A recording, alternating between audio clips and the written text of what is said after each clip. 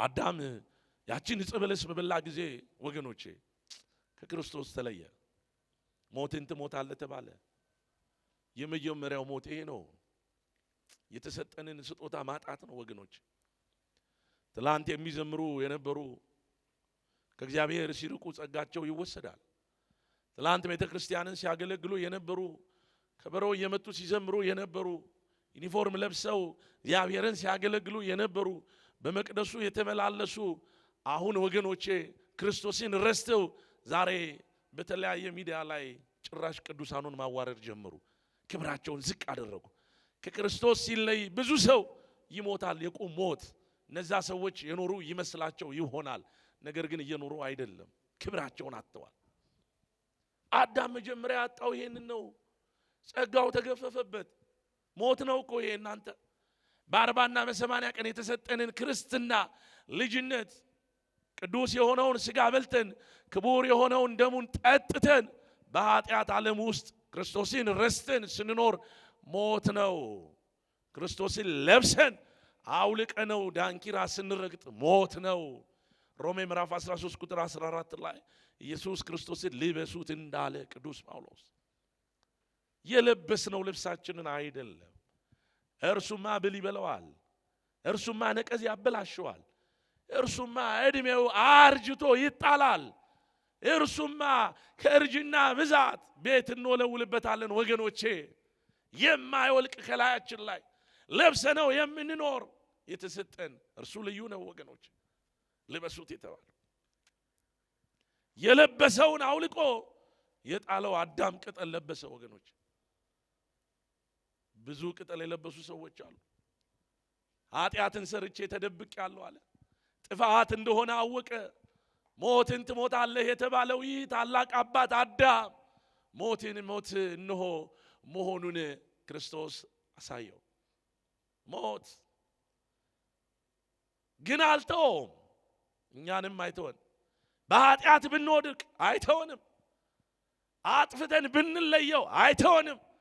አዳም ከተሰጠው ቦታ ላይ ተነስቶ ቢጠፋ ቢሸሸግ ክርስቶስ አልተወውም። ፍለጋ መጣ። ሊፈልገን የመጣ የታመነ ጌታ ጠርቶታል በስሙ። ከወደቅንበት የኃጢአት ቦታ ሊጠራን ይመጣል። ከጠፋንበት ስፍራ ሊያነሳን ይመጣል ጌታ። አውልቀን ከጣልንበት ስፍራ ልብስ ሊሆነን ጌታ ይመጣል። አዎ በኃጢአት ወድቄአለሁ፣ ጎርሎብኛል፣ ኑሮ አልተስማማኝም ብሎ ብዙ ሰው ክርስቶስን ይረሳል። አልተመቸኝም ሕይወት ብሎ ክርስቶስን የተወ ብዙ ሰው አለ። ግን ይመጣል። አዳምን ፈልጎ እንደመጣ ሁላችንንም ፍለጋ ይመጣል ጌታ። በሁላችንም ቤት ይምጣልን ክርስቶስ። አሁን የሕይወት እንጀራ ልሰጣችሁ መጣው። ቆርሰን የምንበላውን እንጀራ አይደለም ወገኖቼ። አዎ ከሞት በኋላ ላለው ሕይወት የሆነን እንጀራ ነው። አሁን በልታችሁት ይሄንን እንጀራ አትሞቱም። ሞት የተባለው ሐሳብ በዚህ በምድራዊ ሕይወታችን እነሆ በሥጋ የምናርፈው ሞት ነው። ከዚህ ረፍት በኋላ ስላለው ሕይወት እየነገረን ነው ወገኖቼ። አላዘንም በብዙ ነገር፣ አልተከዝንም በብዙ ነገር፣ አልተጨነቅንም ይሁን በብዙ ነገር። ሞልቶልናል፣ ተሳክቶልናል፣ ተስተካክሎልናል። በሕይወታችን ክርስቶስ ያስፈልገናል። ለጉርለታችን በእውነት ላጣነው ነገር፣ አንገታችንን ላስደፋን ነገር፣ አይሆንም ተብሎ መከራ ለሆነልን ነገር ሁላ ክርስቶስ ያስፈልገናል። የዕለት ጸሎታችን ጌታ ሆይ ና ሊሆን ይገባል። ና አሉት። ጌታ ሆይ ተጨንቀናል። ና ተጨንቀዋል። ወንድማቸው የለ ሞታላ። ጌታ ሆይ እባክህ አሉ። መልእክተኛ ላኩበት። እነሆ ጌታም ወደ ቢታንያ መጣ። 4 ቀን ሆኖታል። አልዓዛር ከሞተ 4 ቀኑ ነው ወገኖቼ። ግን ጌታ መጣ። ማርያምና ማርታ በድንኳን ነበሩ። ጌታ መምጣቱን ባወቀች ጊዜ ማርታ ከድንኳኑ ሮጣ ወጣች። እንዲህ አለችው፣ መምህር ሆይ ወንድማችን አልዓዛር ሞተ። አንተ ከኛ ጋር ብትሆን ኖሮ ወንድማችን አይሞትም ነበር አለችው። ጌታም አላት፣ ምን ነው እምነትሽ ወዴት አለ? በእኔ የሚያምንብኝ አይሞትም። እኔ ያለ ትንሣኤና ሕይወት እኔ ነኝ አለ። ትንሣኤና ምን ሕይወት? አይሞትም። ይሄኛውን ሞትማ ሁሉም ይቀምሰዋል። በእኔ የሚያምን ግን አይሞትም። እኔ ትንሣኤ ነኝ፣ እኔ ሕይወት ነኝ። ስለዚህ በትንሣኤ ዳግም ያለፉ ሰዎች ሁሉ በመቃብር ያሉ ሁሉ የጌታቸውን ድምፅ ሰምተው ይነሳሉ እንዳለ አልዓዛርም ይነሳል። አልዓዛር ይነሳል። ወገኖቼ ምድራዊ ሐሳብ ሲሆን ሁሉ ነገራችን ይቀየራል። ጠረናችን እንኳን ይቀየራል። አልዓዛር ከሞተ 4 ቀኑ ነው አለችው። ጭራሽ ምን አለች? ጌታ ሆይ አትጠጋው አለችው። ይሸተሃል አለችው። ምድራዊ ኑሮ ተመችቶን ብንኖርም በእውነት ከ2 እና ከ3 ቀን በኋላ እንሸታለን። ጠረናችን ይለወጣል። ሰው አያስጠጋም። ጌታ ሆይ አትጠጋው እባክህ አለችው። ጌታ ግን ለሐዋርያቱ እንዲህ አላቸው፣ መቃብሩን ክፈቱለት፣ መግነዙን ፍቱለት አለ። ጌታችን መድኃኒታችን ኢየሱስ ክርስቶስ ከመቃብር እነሆ ማንም በሩን አልከፈተም፣ ማንም ድንጋዩን አላንከባለለለትም። በኃይሉ በስልጣኑ ሞትን ድል አድርጎ ነው የተነሳው። ለአልዓዛር ግን ክፈቱለታል፣ እንዲሁም መግነዙንም ፍቱለታል። ሐዋርያት ናቸው። ስልጣነ ክህነታቸውን ሲያጸና ነው። በምድር ያሰራችሁት በሰማይ ምን ይበል? የታሰረ ይሁን። በምድር የፈታችሁት በሰማይ የተፈታ ይሁን። ፍቱና አሳዩአቸው። ፍቱት አለ። አልዓዛርን ፈቱ። ጌታ ቃል ተናገረ። አልዓዛር አልዓዛር ውጣ አለው። እኛም ከወደቅንበት የኃጢአት ጉድጓድ መድኃኔዓለም ያውጣን። ውጣ አለው። አልዓዛርን የጌታውን ድምፅ ሰማ፣ ከመቃብር ተነሳ። ክብርና ምስጋና ለአምላካችን ይሁን። ሁሉም ይነሳል ወገኖቼ። ተነሳ። ይገርማቸዋል። ጌታ ሆይ አትጠጋው፣ 4 ቀኑ ነው ይሸታል ያለችው እህቱ ማርታ ሮጣ ሄዳ አቀፈችው። ጌታ ሲጣራ ጠረናችን ይለወጣል። ክርስቶስ በቤታችን ሲመጣ ሕይወታችን ይቀየራል። ክርስቶስ በቤታችን ሲኖር ወገኖቼ የተጣመመው ይቃናል። ክርስቶስ በስራችን ሲመጣ እምቢ ያለን ስራ ይስተካከላል። ክርስቶስ በኑሯችን ሁሉ ሲገኝ ወገኖቼ ነገራችን ይስተካከላል። አዎ እግዚአብሔር ከኛ ጋር ሲሆን ማለፍ ይቻላል። እግዚአብሔር በሕይወታችን ሲኖር መቅደም እንችላለን። አልሳኩ ያሉ ነገሮች ሁሉ ይስተካከላሉ። የጎደለን ምን እንደሆነ ያውቃል። ማስገባት ነው ያቃተን። በራችሁን ክፈቱ ይግባላችሁ እግዚአብሔር። በራችሁን ክፈቱ፣ እግዚአብሔር ከኔ ጋር ነው፣ በዚህ ቤት ጣራ ስር በሉ። አማኑኤል እግዚአብሔር ከኛ ጋር ነው እያለን እንድንኖር ነው የተፈቀደልን ወገኖቼ። አዎ ብዙ በራቸውን ከፍተው ያስገቡ እግዚአብሔርን ያስተናገዱ ብዙዎች ሲባረኩ እናያለን በመጽሐፍ ቅዱስ። ሁላችንንም እግዚአብሔር ይባርከን። አዎ ግባ በቢታንያ ና የተባለው ጌታ መጥቷል። አልዓዛር ተነስ ተባለ፣ ተነሳ። ትንሣኤ አለ ወገኖች። ወደዚህ ስንመለስ አዳሚያችን ዕፀ በለስ በላ፣ ዕፀ በለሷን በልቶ ሞተ። ስለዚህ በአዲስ ኪዳን ስንመጣ ወገኖቼ አትብሉ ተብላችሁ የታዘዛችሁትን በላችሁ፣ ሞትን አመጣችሁ።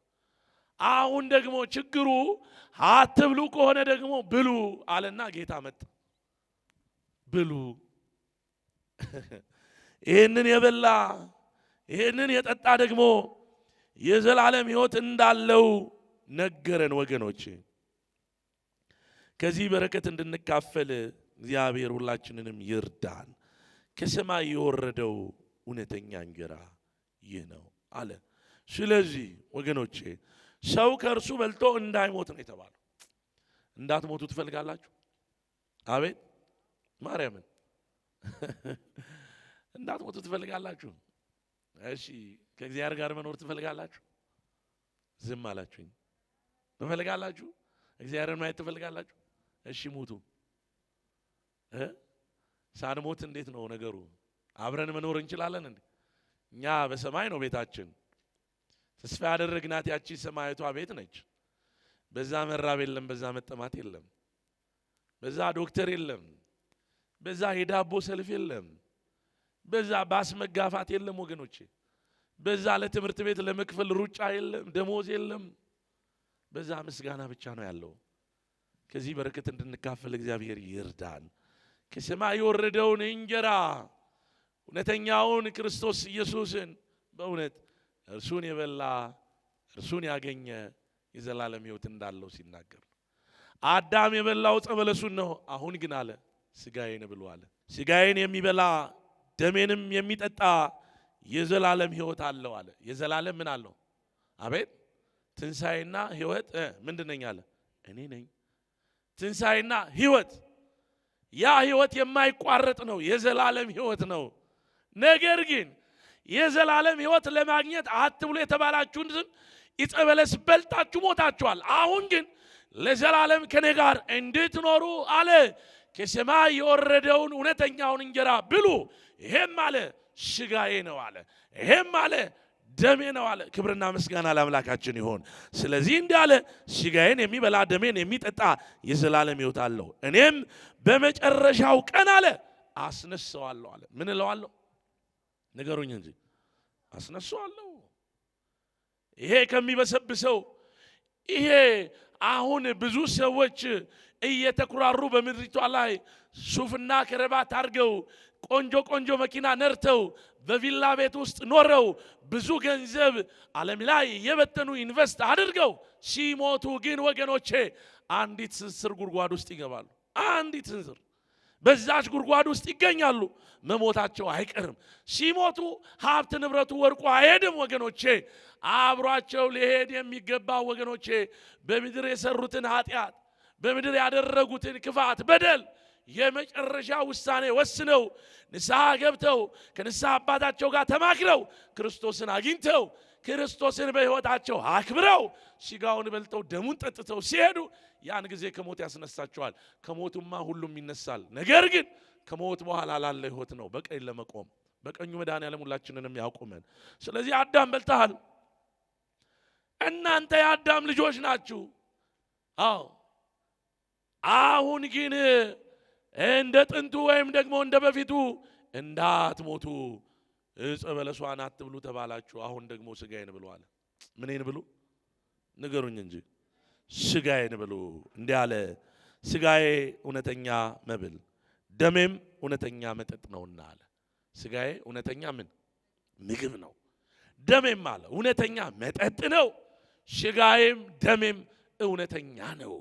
ይሄንን የበላ የጠጣ የዘላለም ሕይወት አለው አለ። ከፍ አለ ወገኖቼ። ከፍ ብላችሁ ስትመለከቱ እንዲህ አለ አባቶቻችሁ በምድረ በዳ ነበሩ፣ እነሆ በምድረ በዳ ሳሉ መናን በሉ፣ ነገር ግን አለ ሞቱ አለ። ሞቱ። ምድራዊ የምንበላውን ነገር አይደለም አሁን እየነገረን ያለው፣ ለሰማያዊ ስንቃችን የሚሆነን ነው። ኃጢአትን ትተን እግዚአብሔርን አክብረን እግዚአብሔርን ፈርተን ከእርሱ ጋር መኖር ለምንፈልግ የተነገረ ነው። ሁላችንንም በመጨረሻው ጊዜ በቀኙ እንዲያቆመን የእርሱ ቅዱስ ፈቃድ ይሆነልን። ኧረ አሜን በሉ። አዎ ወገኖቼ መሞታችን አይቀርም፣ እንሞታለን። ግን የክርስቶስን ሥጋና ደም ሳንበላ እስከ መቼ እንኖራለን? ከሞት በኋላ ያለው ሕይወት አያስፈራም? ጨለማው አያስፈራም? እሳቱ አያስፈራም? የማያንቀላፋው ትሉ አያስፈራም? እናት የልጇን ድምፅ የማትሰማበት ጩኸት ይነክሳል። በዛ ጩኸት ውስጥ ማንም ለማንም የማይደማመጥበት በዛ እሳት ውስጥ ይወድቃል። ኑ አለ እናንተ የአባቴ ብሩካን ዓለም ሳይፈጠርላችሁን የተዘጋጀውን መንግሥት ውረሱ። ስራብ አበላችሁኝ፣ ስጠማ አጠጣችሁኝ፣ ታርዤ አለበሳችሁኝ፣ ታስሬ ጠየቃችሁኝ። ስለዚህ አለ ይህ መንግሥት ለእናንተ ይገባል። መልካሙን አድርጋችኋል፣ በመልካም ሕይወት ውስጥ ኖራችኋል። ወገኖች ስራብ አላበላችሁኝም፣ ስጠማ አላጠጣችሁኝም፣ ታስሬ አልጠየቃችሁኝም። እናንተ አላውቃችሁም፣ ከኔ ወግዱ፣ ለሰይጣንና ለመልእክተኞች ወደ ተዘጋጀው ወደ ስፍራው ውደቁ ይላል። አላውቃችሁም ከማለት እግዚአብሔር ይጠብቀን። አሜን አትሉም? እግዚአብሔር ይጠብቀን።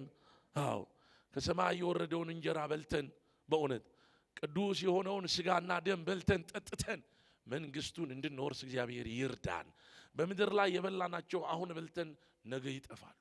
ይሄ ግን ዘላለማዊ ነው። የዘላለም ሕይወት ወገኖቼ ከሞት በኋላ ላለው ሕይወት የሚሆን ነው፣ የሚያሻግር ነው። ሰው አሜሪካ ለመግባት ቪዛ ይጠይቃል። ቪዛ ያልተመታለት ሰው ኤርፖርት ሄዶ መሳፈር አይችልም። አሜሪካ ካናዳ ሊገባ አይችልም። ቪዛ ያስፈልጋል። ከእግዚአብሔር ጋር ለመኖር በመንግስቱ ቅዱስ ቅዱስ እያሉ አመስግኖ ለመኖር ቪዛ ያስፈልጋል ወገኖቼ።